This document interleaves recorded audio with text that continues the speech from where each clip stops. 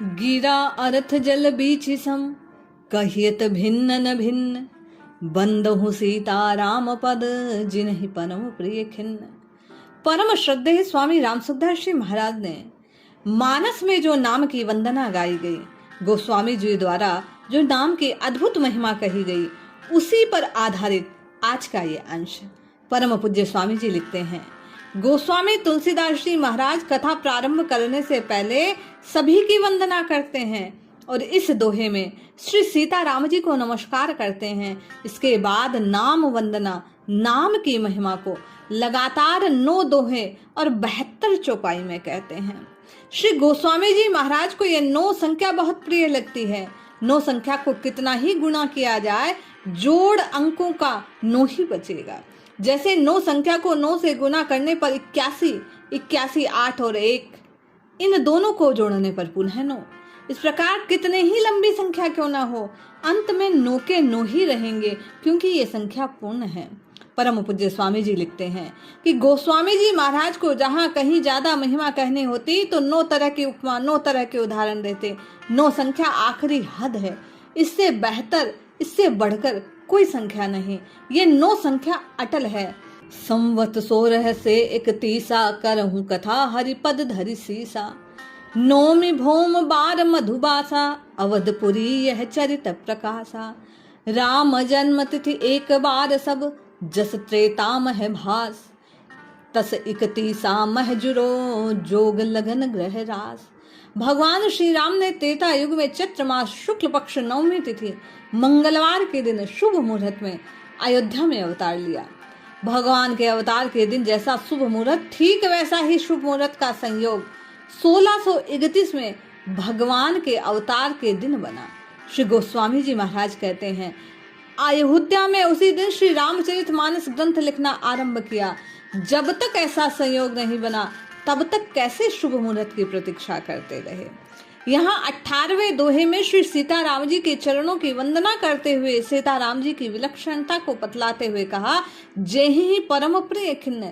दुखी आदमी किसी को प्यारा नहीं लगता, दीन दुखी को सब दुत्कारते हैं, पर श्री सीताराम जी दुखी जो होता है वो उन्हें ज्यादा प्यारा लगता है, वह तो उनका परम प्रिय हो जाता है। उस पर प्रभु विशेष कृपा करते हैं। उन श्री सीताराम जी के चरणों में मैं प्रणाम करता हूँ, जो दीन पर दया करने वाले हैं, जो दुखी मन को शांत करने वाले हैं, जो दुखी को भी हृदय से लगाने वाले हैं। स्वामी जी कहते हैं, श्री सीताराम जी अलग अलग नहीं हैं। इस बात को समझाने के लिए 2 दृष्टांत देते हैं। जैसे गिरा अर्थ और जल बीच कहने का तात्पर्य है, वाणी और उसका अर्थ कहने में 2 हैं, पर वास्तव में 2 नहीं, 1 है। वाणी से जो कुछ कहोगे तो उसका कुछ ना कुछ अर्थ होगा। ऐसे ही किसी को कुछ अर्थ समझाना हो तो वाणी से कहा जाएगा। ऐसे परस्पर अभिन्न है। ठीक इसी तरह जल होगा तो उसकी तरंग भी होगी, तरंग होगी तो जल के कहने में 2 नहीं, जल और तरंग, तरंग में जल एक ही है। गिरा और बीची ये दोनों स्त्रीलिंग पद हैं, अर्थ और जल ये दोनों पुल्लिंग पद हैं। स्वामी जी कहते हैं, ये दोनों दृष्टांत सीता और राम जी की परस्पर अभिन्नता को बतलाने के लिए दिए गए।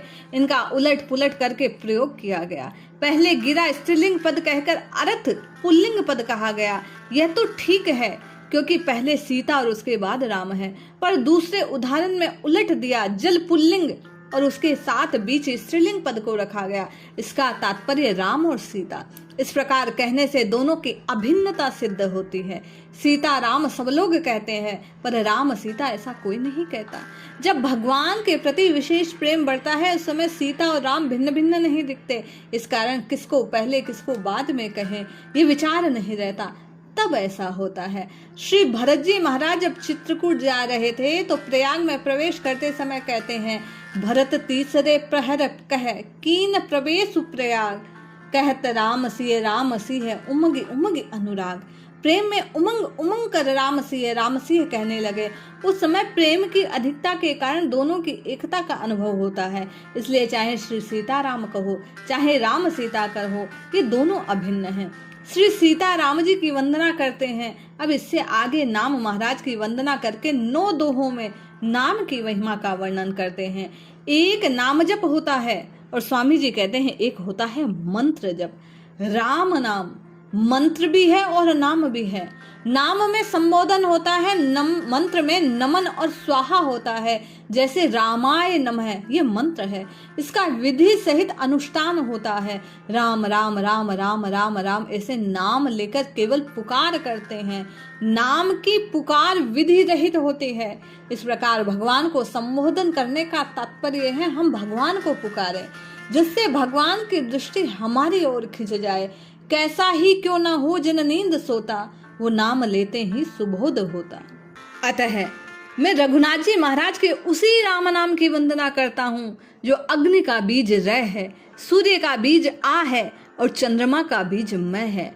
राम नाम में र, आ और मैं ये तीनों अवयव हैं। इन अवयवों का वर्णन करने के लिए कृशानु, भानु और हिमकर ये 3 शब्द दिए। यहाँ ये तीनों शब्द बड़े विचित्र और विलक्षण रीति से दिए गए।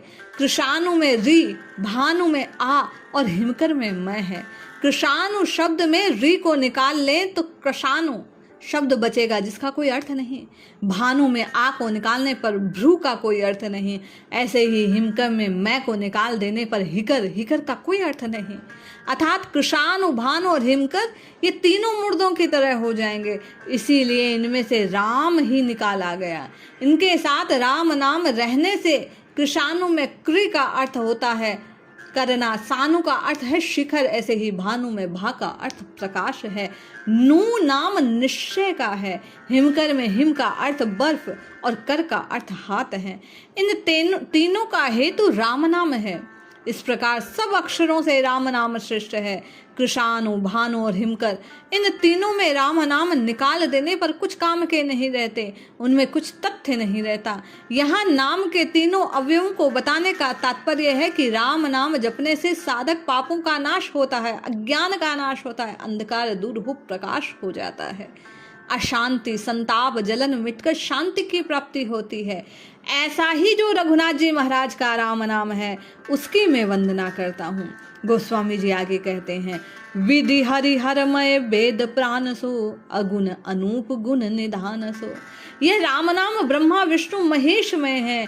विधि हर हरि त्रिसृष्टि मात्र की उत्पत्ति, स्थिति, संहार करने वाली ये 3 शक्तियां, इनमें ब्रह्मा जी सृष्टि की रचना करते हैं, विष्णु पालन करते हैं और भगवान शंकर संहार करते हैं। संसार में राम नाम से बढ़कर कुछ नहीं, ये सब कुछ शक्ति इसमें भरी है। स्वामी जी कहते हैं, रिद्धि सिद्धि सब इसके भीतर है। विश्वास न हो तो साधक रात दिन राम राम राम जप कर देख ले, सब काम हो जाएगा, कोई काम बाकी ना रहेगा। यह राम नाम वेदों के प्राण के समान है, शास्त्रों और वर्णमाला का प्राण है। अगुण अनुपम गुण निधान सो। वे कहते हैं राम नाम निर्गुण और गुण रहित, सत्य रज और तम से अतीत, उपमा रहित है, गुणों का भंडार है, दया, क्षमा, संतोष आदि सद्गुणों का खजाना है। नाम लेने से सभी आप ही आप आ जाते हैं। यह राम नाम सगुण और निर्गुण दोनों का वाचक है। इस बात को स्पष्ट करते हुए कहते हैं, अगुण सगुण बिच नाम सुसाखी, उभय प्रबोधक चतुर दुभासी। ये राम नाम सगुण और निर्गुण दोनों को जानने वाला, इसलिए सगुण उपासक भी नाम जपते हैं, निर्गुण उपासक भी राम राम राम जपते हैं। सगुण साकार के उपासक हो चाहे निर्गुण निराकार के उपासक हो, राम नाम का जप सबको करना चाहिए। ये दोनों की प्राप्ति को कराने वाला है। राम नाम अमृत के समान, जैसे बढ़िया भोजन में घी और दूध मिला दो तो भोजन बहुत बढ़िया बन जाता है, ऐसे ही राम नाम को दूसरे साधनों के साथ करो तो केवल राम नाम का जप करो, हम निहाल हो जाते हैं। राम नाम के समान केवल राम नाम है, ये सब साधनों में श्रेष्ठ है। नाम के 10 अपराधों को बतलाया गया। नाम के साथ किसी की उपमा दी जाएगी तो नाम अपराध हो जाएगा। मानो नाम अनुपम है, इसमें उपमा नहीं लगती, इसीलिए नाम को किसी के बराबर नहीं कह सकते। भगवान श्री राम सबरी के आश्रम पर पधारे और सबरी से कहने लगे, नवदा भगति कहूँ तो ही पाही, सावधान सुनि धरु मन माही। मैं तुम्हें इस नवदा भक्ति को कहता हूँ, तुम सावधान होकर सुन, मन में धारण कर। नवदा भक्ति कहकर अंत में कहते हैं, सकल प्रकार भगत दृढ़ तोरे, तेरे में सब प्रकार की दृढ़ भक्ति है। शबरी को भक्ति के प्रकारों की पता ही नहीं, परंतु नवधा भक्ति उसके भीतर आ गई। किस प्रभाव से? राम नाम के प्रभाव से। ऐसी उसकी लगन लगी, नाम जपते जपते राम जी के आने की प्रतीक्षा निरंतर करती रही। इस कारण ऋषि मुनियों को छोड़कर भगवान शबरी के आश्रम पर पधारे। गुण निधान, यह नाम गुणों का खजाना है। मानो राम नाम लेने से कोई गुण बाकी नहीं रहता, बिना जाने उसमें सद्गुण आ जाते हैं। राम नाम जपने वाले जितने संत महात्मा आप विचार देखो, उनमें कितनी रिद्धि सिद्धि, कितनी अलौकिक विलक्षणता आ गई। राम नाम जब से अलौकिकता है तब ना उनमें आई, नहीं तो कहां से आती। जो वस्तु जिसमें है उसी से तो प्राप्त होगी, और राम नाम सकुल गुणमय है, इसीलिए उसे जपने वाला सद्गुणमय हो जाता है। राम नाम गुणों का खजाना, सत्व रज तम से रहित, गुणों से सहित भी व्यापक भी है। राम नाम में रै, आ और मैं, इन 3 अक्षरों की महिमा का वर्णन किया गया। तीनों की महिमा को कहकर उसकी विलक्षणता बतलाई। यहाँ तक कि राम नाम के अवयवों का एक प्रकरण हुआ जो गोस्वामी जी ने राम की महिमा को गाते हुए प्रकट किया। राम नाम की महिमा को और अधिक स्पष्ट करते हुए स्वामी जी कहते हैं कि यह नाम मंत्र नहीं, महामंत्र है। क्यों? महामंत्र सोहि जपत महेशु, काशी मुक्ति हेतु उपदेशु। यह राम नाम महामंत्र है जिसे महेश्वर भगवान शंकर जपते हैं। उनके द्वारा राम नाम उपदेश काशी में मुक्ति का कारण है। रे और मैं, इन 3 अक्षरों के मिलने से राम नाम को महामंत्र है, बाकी सभी नाम साधारण मंत्र हैं। 7 कोटि महामंत्र, 7 करोड़ मंत्र वे चित्त को भ्रमित करने वाले हैं। ये 2 अक्षरों वाला राम नाम परम मंत्र, सब मंत्रों में श्रेष्ठ। सब मंत्र इसके अंतर्गत आ जाते हैं, कोई मंत्र नहीं रहता बाकी, सब शक्तियों के अंतर्गत है। यह राम नाम काशी में मरने वाले को मुक्ति प्रदान करने वाला है। भगवान शंकर मरने वाले के कान में राम नाम सुनाते हैं। इसको सुनने से काशी के उन जीवों की मुक्ति होती है। एक सज्जन कह रहे थे कि काशी में मरने वाला का दायां कान ऊंचा हो जाता है। ऐसा मैंने देखा, मानो मरते समय दाएं कान में शंकर राम नाम का उपदेश करते हैं। इस विषय में सालग्राम जी ने बड़ा सुंदर लिखा। जग में जितेक जड़ जीव जाके अंत समय, जम के जबर जोधा खबर लिए करे। काशी पति विश्वनाथ वाराणसी वासिन की, फांसी यमुनासन को शासन दिए करे। मेरी प्रजा है के किम पर काल दंड त्रास, सालग विचार महेश यही ये करे। तारक की भनक पिनाकी आते प्राणिन के, पयान के प्रयाण समय कान में किए करे। जब प्राणों का प्रयाण हो रहा हो उस समय भगवान शंकर उस प्राणी के कान में राम नाम सुनाते हैं। क्यों सुनाते हैं? विचार करके कि भगवान के सम्मुख जीवों की खबर यमराज लेते हैं, सबको दंड देते हैं, परंतु मैं संसार भर का मालिक, मुझे विश्वनाथ कहते हैं। मेरे रहते मेरी काशीपुरी में आकर यमराज दंड दे तो ये ठीक नहीं। अरे भाई, किसी को दंड या पुरस्कार देना तो मालिक का काम है। राजा की राजधानी के बाहर दूसरा आकर ऐसा करे तो राजा की पोल निकलती है। सारे संसार में नहीं तो कम से कम वाराणसी में जहां मैं बैठा हूँ, यहाँ आकर यमराज दखल ना दे, ये कैसे हो?